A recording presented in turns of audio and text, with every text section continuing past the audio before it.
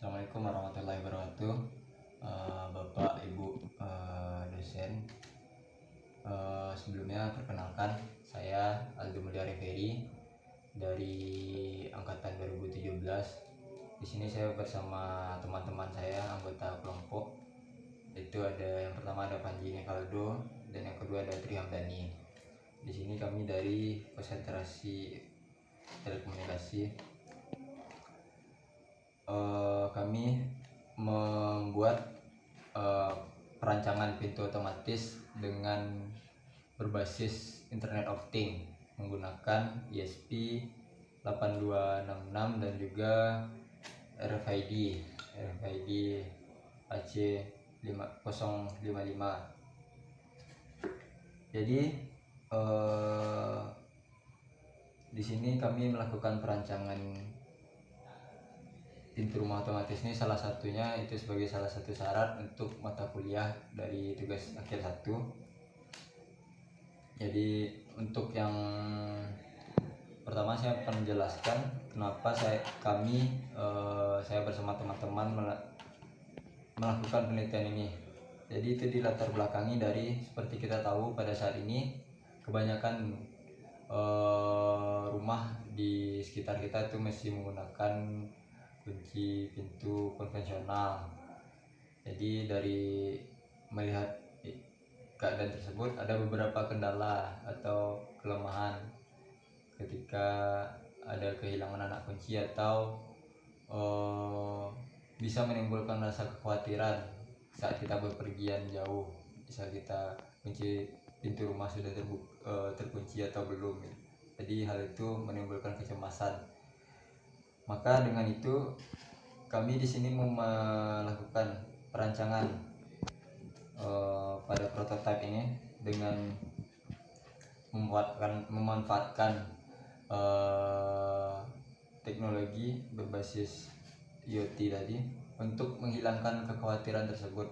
Jadi seperti di era digitalisasi ini kita bisa mengontrol semuanya dengan smartphone.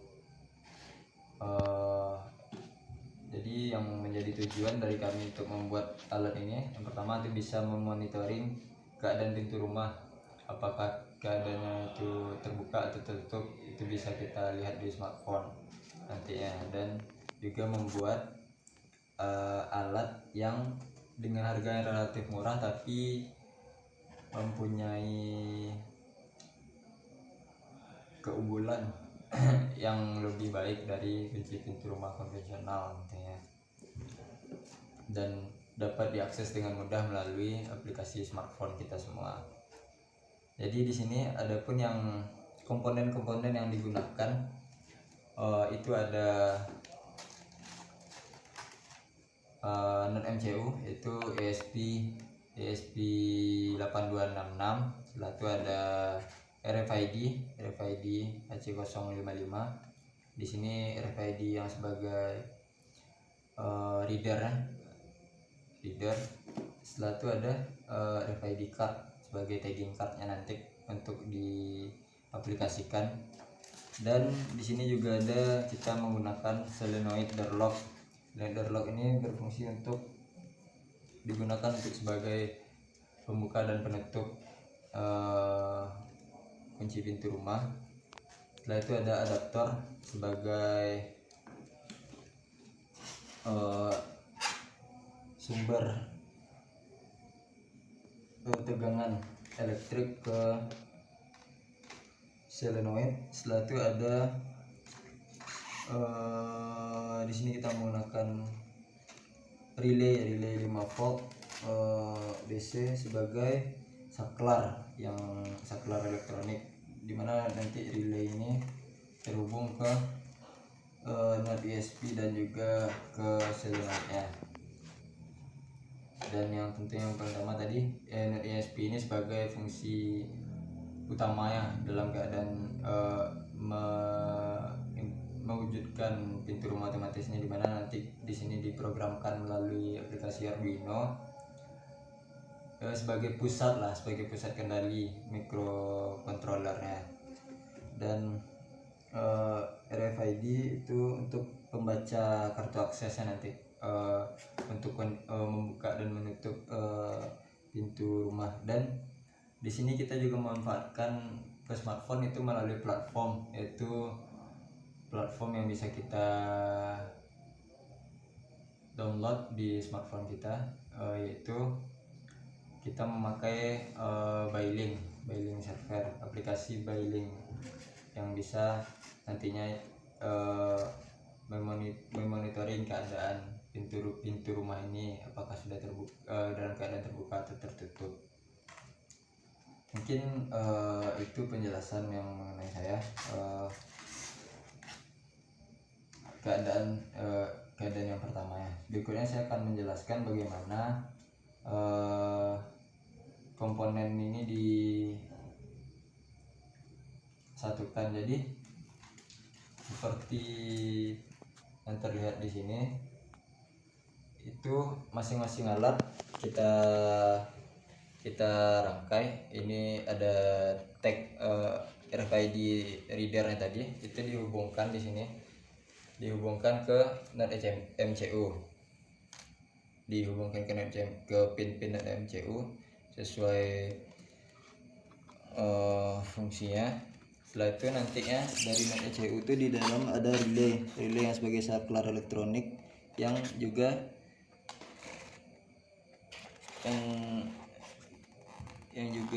akan dihubungkan ke bagian luar. Di sini ada solenoid door lock yang akan melihat akses nantinya. Ini sekarang dalam keadaan tertutup. Dan juga di solenoid door lock ini mempunyai tegangan 12 volt. Jadi nanti ini akan kita hubungkan ke sumber tegangan agar solenoid door lock ini dapat berfungsi. Dan ESP ini kita akan lakukan atau kita kontrol melalui listing program yang kita buat nantinya di Arduino software Arduino. Jadi setelah ESP ini di program, nanti ESP akan menyimpan program tersebut di memori. Jadi kita setelah diprogram dengan pintu rumah otomatis, setelah dia bisa melakukannya, jadi program tersebut akan tersimpan di memorinya. Jadi kita tidak perlu mencolokkan atau menghubungkan ke laptop. Jadi bisa melalui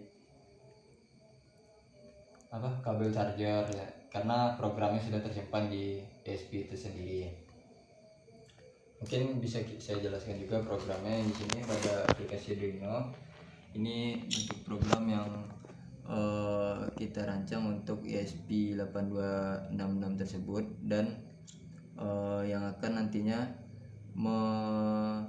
perintah dari komponen ESP memberikan perintah untuk melakukan pintu terbuka atau tertutup secara otomatis.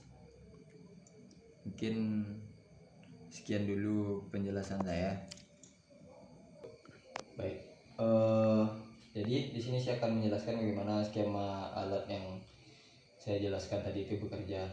Setelah alat ini dirangkai, tentunya kita akan lihat bagaimana pengaplikasiannya terhadap pintu rumah ini bekerja optimal atau tidak. Jadi di sini kita hanya menempelkan tagging cardnya ke reader, ke RFID reader, maka otomatis pintu solenoid door lock akan membuka. Jadi batas waktunya itu ada 5 detik setelah ID card ditempelkan kepada reader, pintu akan membuka selama 5 detik. Dan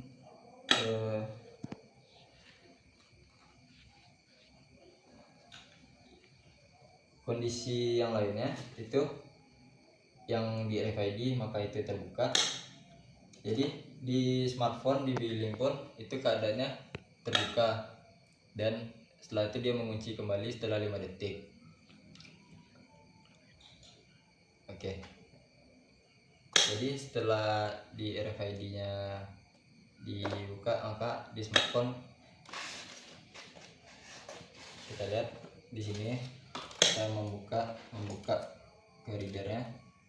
Di kondisinya di billing terbuka dan keadaan tertutup, dia tertutup kembali. Jadi ada rentang waktu selama 5 detik. Dan juga bisa kita yang lainnya itu RFID tagging yang lainnya itu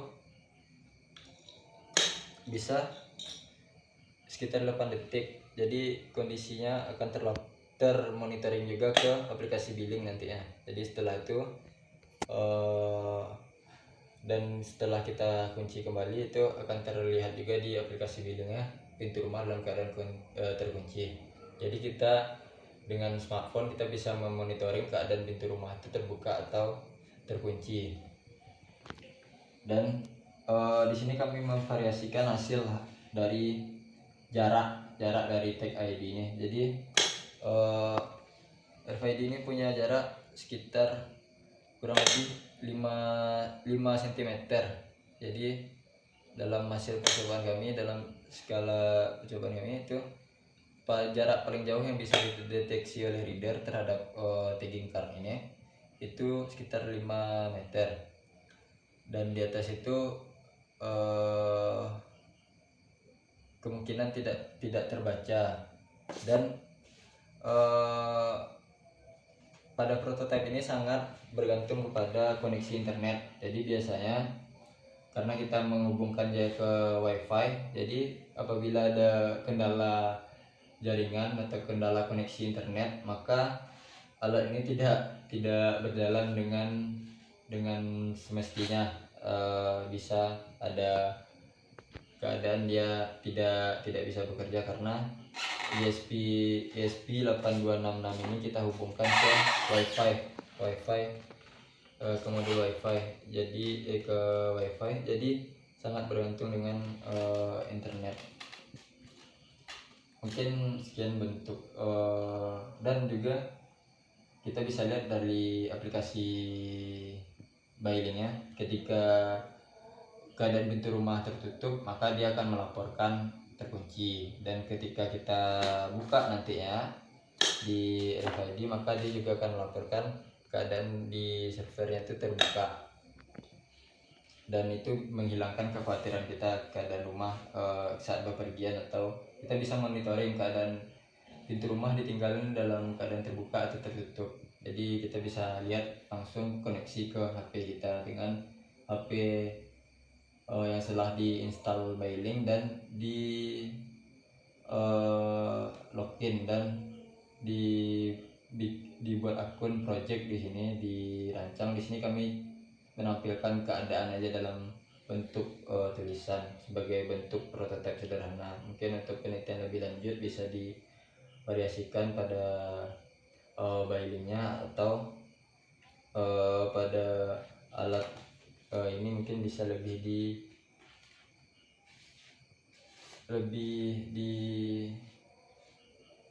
disempurnakan dalam sisi desainnya nantinya, karena keadaan untuk apabila ingin diproduksi secara massal. Mungkin itu bagaimana alat ini bekerja dan hasil yang kami uji. Diantaranya ada tag RFID dan juga bagaimana koneksinya ke smartphone kita, dan beberapa kesimpulan bisa saya dan teman-teman ambil dalam penelitian ini. Jadi pada perancangan pintu rumah otomatis ini bisa dapat bekerja dengan optimal, walaupun masih ada beberapa kendala. Diantaranya itu masih sangat bergantung kepada koneksi dari internet. Apabila kondisi internet kurang baik maka alat ini tidak bekerja dengan baiknya. Tapi ada lagi beberapa kendala yang mungkinnya pada smartphone itu kita cuma bisa melakukan monitoring. Jadi kita belum bisa mengontrol langsung dari smartphone untuk membuka atau menutup, karena yang akan menutup otomatis itu melalui RFID tadi dengan ditempelkan ke sensornya dan tidak dari smartphone. Jadi smartphone di sini akan melaporkan keadaan pintu rumahnya terbuka atau terkunci. Mungkin itu beberapa kesimpulan dan penjelasan tentang alat ini. Tentunya dengan berbagai kekurangan itu, alat ini juga mempunyai keunggulan, diantaranya itu lebih praktis, dan alat ini lebih efisien dari segi harganya, dan itu praktis karena memudahkan kita, tidak perlu pakai anak kunci yang konvensional. Jadi cukup dengan Tag ID itu kita bisa membuka dan menutup pintu, dan juga bisa kondisi dari keadaan pintu itu juga bisa dilaporkan langsung ke dalam smartphone kita. Mungkin sekian dari saya mengenai video presentasi mengenai perancangan dari kelompok kami, yaitu perancangan pintu rumah otomatis dengan berbasis Internet of Things menggunakan NET-MCU ESP8266 dan RFID. Mungkin kalau ada kesalahan atau kekurangan saya dalam mempresentasikan perancangan prototipe ini, saya mohon maaf. Saya akhiri. Assalamualaikum warahmatullahi wabarakatuh.